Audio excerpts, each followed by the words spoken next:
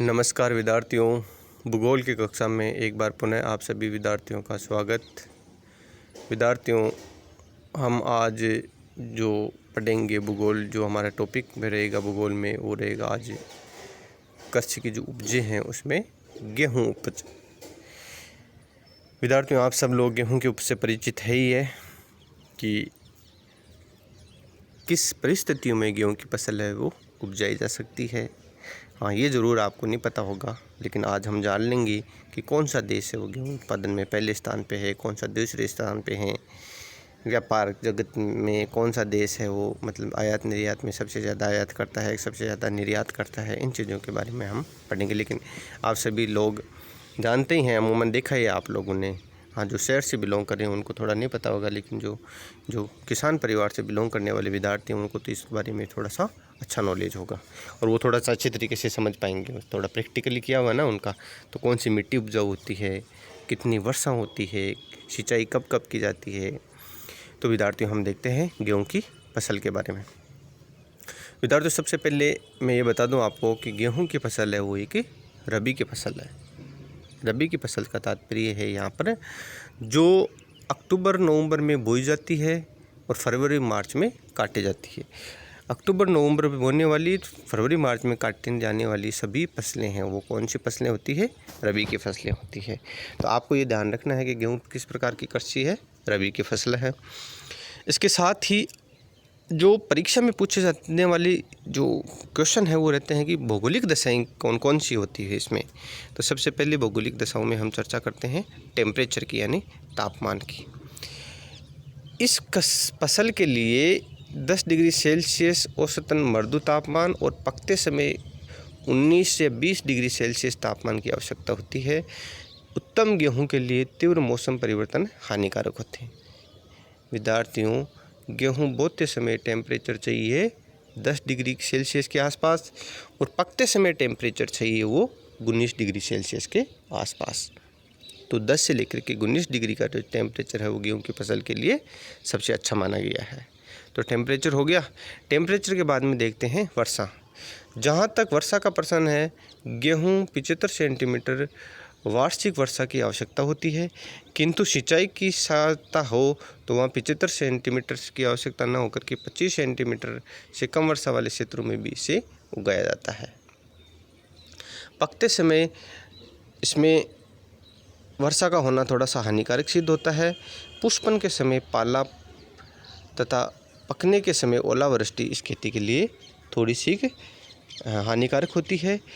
असिंचित क्षेत्र में दीर्घ अवधि तक सूखा पड़ने पर गेहूं का उत्पादन घट जाता है।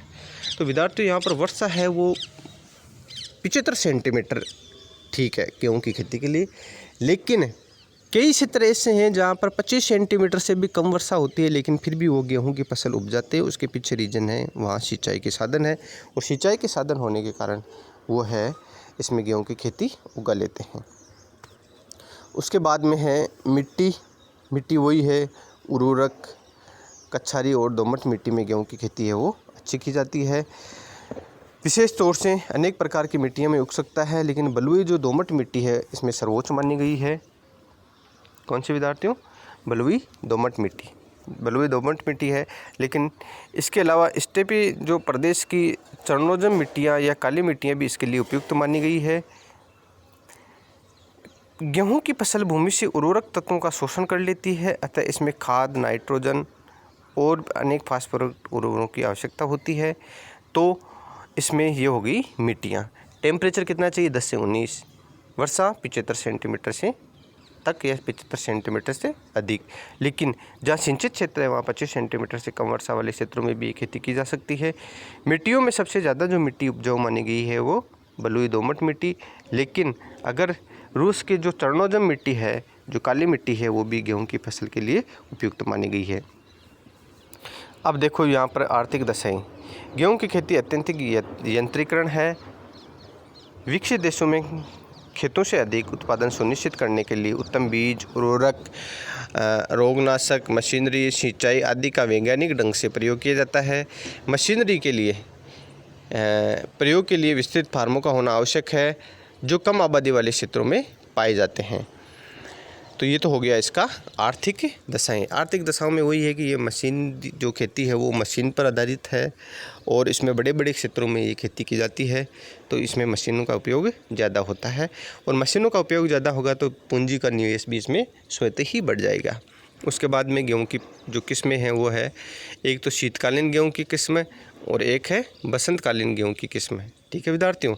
उसके बाद में गेहूँ उत्पादक क्षेत्र, मुख्यतः गेहूँ उत्पादक क्षेत्रों में मध्य महाद्वीपीय स्तर पर जैसे एशिया में 45%, यूरोप में 30%, उत्तरी अमेरिका में 16%, ऑस्ट्रेलिया में 4%, दक्षिण अमेरिका में 3% और अफ्रीका में 2%। और जो अंटार्कटिका है वो तो बर्फीला क्षेत्र है, तो वहाँ पर गेहूँ की काश्ती करना संभव नहीं है। तो एशिया में 45%, यूरोप 30%, उत्तरी अमेरिका 16%, ओशिया में 4%, यानी ऑस्ट्रेलिया, दक्षिण अमेरिका में 3% और अफ्रीका में 2%। घटते हुए क्रम में गेहूँ का उत्पादन करते रहते हैं। इसमें अगर हम बात करें कि सबसे ज़्यादा विश्व में जो गेहूं का उत्पादन कौन सा देश करता है विद्यार्थियों, यहाँ कंपटीशन का क्वेश्चन बन जाता है।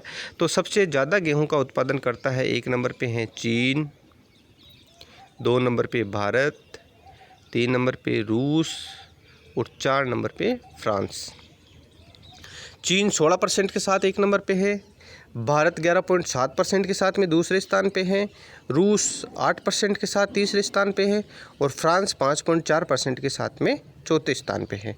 तो चीन, भारत, रूस और फ्रांस। ठीक है विद्यार्थियों। इस प्रकार ये 4 प्रमुख उत्पादक देश है वो गेहूं की खेती यहाँ इन क्षेत्रों में ज़्यादा की जाती है। इसके साथ ही इन क्षेत्रों में कई देश ऐसे हैं जहाँ पर स्थानीय खपत हो जाती है गेहूँ की, कई देश ऐसे हैं जो निर्यात करते हैं और कई देश ऐसे हैं जो आयात करते हैं। लेकिन उत्पादन की दृष्टि से पहला स्थान चीन का है, दूसरा भारत का है, तीसरा संयुक्त राज्य अमेरिका का है, यहाँ पर तीसरा संयुक्त राज्य अमेरिका का है और चौथा यहाँ पर रूस का है और 5वां यहाँ पर फ्रांस का है।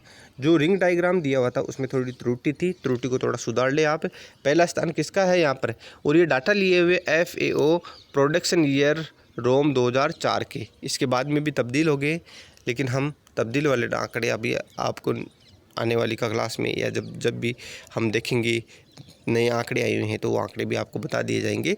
लेकिन अभी हाल फिलहाल 2004 के अनुसार चीन पहले पे, भारत दूसरे पे, संयुक्त राज्य अमेरिका तीसरे पे, रूस चौथे पे और फ्रांस 5वें स्थान पे हैं।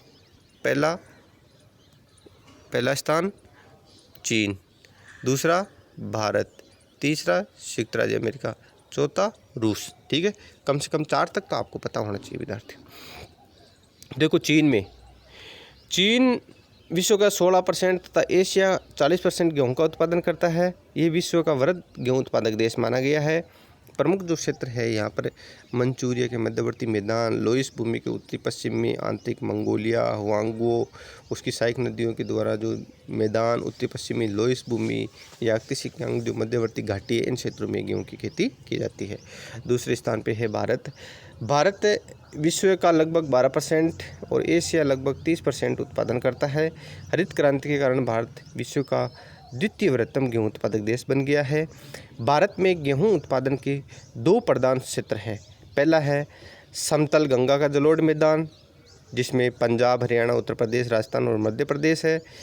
दूसरा है काली मिट्टी के प्रदेश, जो आंध्र प्रदेश और गुजरात है। भारत में जो ये खेती की जाती है गेहूं की, वो प्रमुखता से रबी की खेती है, जो मैंने आपको विद्यार्थियों बता दिया था।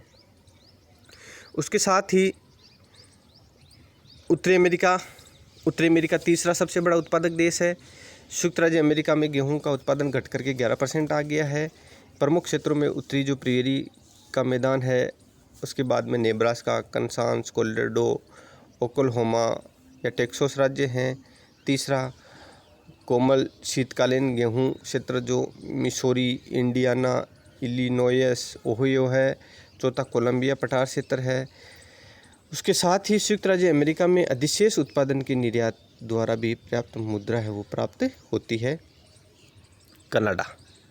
कनाडा में वही है, गेहूं के प्रमुख स्थान में वही है, प्रेरी के मैदान शामिल है, क्योंकि प्रेरी का मैदान और संयुक्त राज्य और इसमें कनाडा में पाए जाते हैं। बसंतकालीन गेहूं में मैनिटोबा, सस्केचुआन, अल्बर्टा प्रांतों में भी प्रमुखता से गेहूं की खेती की जाती है। उसके बाद में